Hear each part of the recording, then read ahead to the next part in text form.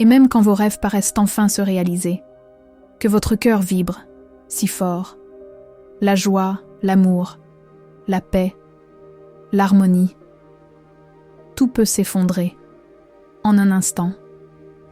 Parce qu'il ne faut jamais oublier que tout, à chaque instant, peut basculer.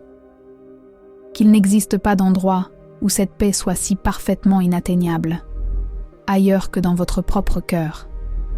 Et lorsque la vie, les circonstances, les basculements, les effondrements surviennent, que vous reste-t-il de cette joie, de cet amour, de cette paix et de cette harmonie, que le souvenir bien réel quant à lui, de ce qui vous avez vécu à l'intérieur.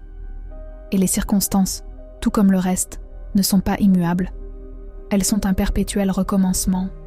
Le souvenir de ce qui a été vécu, lui, est révélé à l'intérieur, et à chaque instant, nous avons le choix de voir depuis nos yeux ce qu'il se passe dehors ou de choisir consciemment de nous installer dans ces sentiments désormais connus. La sécurité profonde d'un endroit lui parfaitement éternel, que celui qui vit à l'intérieur de vous, plutôt que dans la peur de ces ombres vivant à l'extérieur est parfaitement instable. L'amour et la peur sont un choix de l'esprit, comme deux loups qui s'affrontent perpétuellement en nous, comme l'ombre qui ne peut exister lorsque la lumière s'allume. Deux revers d'une même médaille, deux perspectives ultimes. Il y a le dedans et le dehors.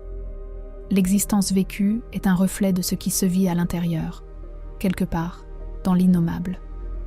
La vie vous traverse, elle se vit et s'expérimente à travers ce corps. La flamme qui vous rend juste vivant, elle, ne s'éteint jamais.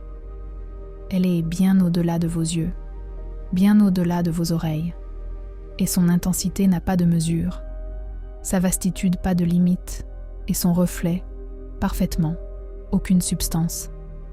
Elle est pourtant bien là, invisible mais réelle, silencieuse mais pulsante.